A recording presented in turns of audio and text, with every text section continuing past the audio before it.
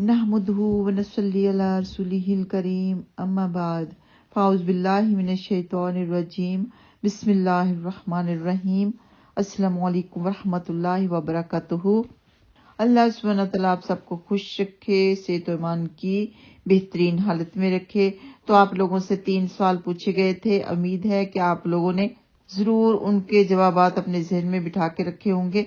अब सुन लीजिए कि जो मैं आप लोगों को जवाबात बताने वाली हूँ, क्या उन्हीं के मुताबिक आप लोगों ने सर्च किया। पहला सवाल था कि तुरात, ज़बूर और इंजील का आसमानी किताबें होना कैसे मालूम हुआ।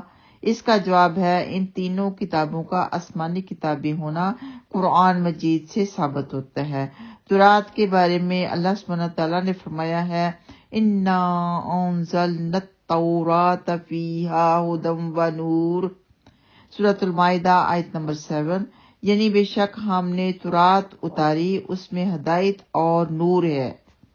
ज़बूर के बारे में फरमाया, व आतैना दाऊद ज़बूरा, सूरतुल निसा आयत नंबर 23, यानी हमने दाऊद को ज़बूर दी। इंजील के बारे में फरमाया, व कफ़ैना बि ईसा इब्न मरियम व आतैनाहुल इंजील, सूरह हदीद आयत नंबर 4, यानी हमने ईसा अलैहिस्सलाम बिन मरियम को भेजा और उन्हें इंजील दी।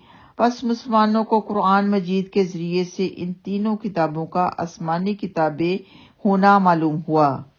सवाल नंबर 2 था, अगर कोई शख्स तुरात, ज़बूर और इंजील को अल्लाह सुब्हानहू व तआला की किताबें ना माने तो वो कैसा है। जवाब इसका ये है कि ऐसा शख्स काफिर है, क्योंकि इन किताबों का अल्लाह सुब्हानहू व तआला की किताबें होना कुरान मजीद से साबित हुआ है। तो जो शख्स उनको अल्लाह सुब्हानहू व तआला की किताबें नहीं मानता, वो कुरान मजीद की बताई हुई बात को नहीं मानता, और जो कुरान मजीद की बताई हुई बात को ना माने वो काफिर है। और सवाल नंबर 3 था, तो क्या ये तुरात और ज़बूर और इंजील जो ईसाइयों के पास मौजूद हैं वही असली आसमानी तुरात और ज़बूर और इंजील हैं। इसका जवाब है नहीं, क्योंकि कुरान मजीद से ये बात भी साबित होती है कि इन किताबों को लोगों ने अदल बदल कर दिया है। मौजूदा तुरात, ज़बूर और इंजील वो असली आसमानी किताबें नहीं हैं, बल्कि इनमें तहरीफ यानी अदल बदल हो चुकी है। इसलिए उन मौजूदा तीनों किताबों के मुतल्लिक ये यकीन नहीं रखना चाहिए कि ये असली आसमानी किताबें हैं। और हदीस पाक में है कि नबी पाक सल्लल्लाहु अलैहि वसल्लम ने फरमाया कि इन किताबों को ना तुम इन किताबों की तस्दीक करो और ना इनकी तकजीब करो, यानी ना तो कहो कि ये सच्ची किताबें हैं, ना कहो कि ये इसमें झूठ है, क्योंकि इन लोगों ने इसमें रद्द बदल अदल बदल कर दिया।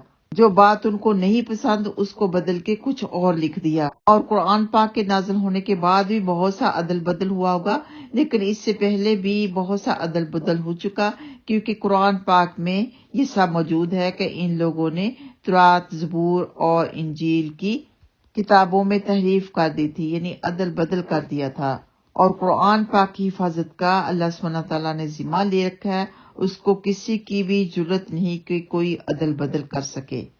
हाँ, ये जरूर है कि कहा जाता है कि कादियानियों ने कुरान पाक में के तर्जुमे में अदल बदल किया है और तफसीर में भी। इसलिए ऑनलाइन कुरान पाक जो कि आप वगैरह डाउनलोड करते हैं वो बहुत ख्याल से करनी चाहिए।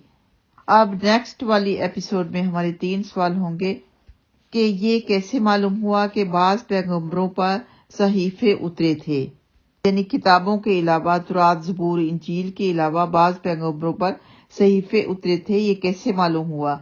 सवाल नंबर 2 होगा, कुरान मजीद अल्लाह सुब्हानहू व तआला की किताब है या उसका कलाम है। सवाल नंबर 3 होगा, तुरात, ज़बूर, इंजील और कुरान पाक में से अफजल कौन सी किताब है। तो इन 3 सवालात के जवाबात का आप इंतजार कीजिए नेक्स्ट मंडे तक इंशाअल्लाह ताला। तब तक के लिए बिनते हसन को इजाजत दीजिए। अस्सलामु अलैकुम व रहमतुल्लाहि व बरकातुहू।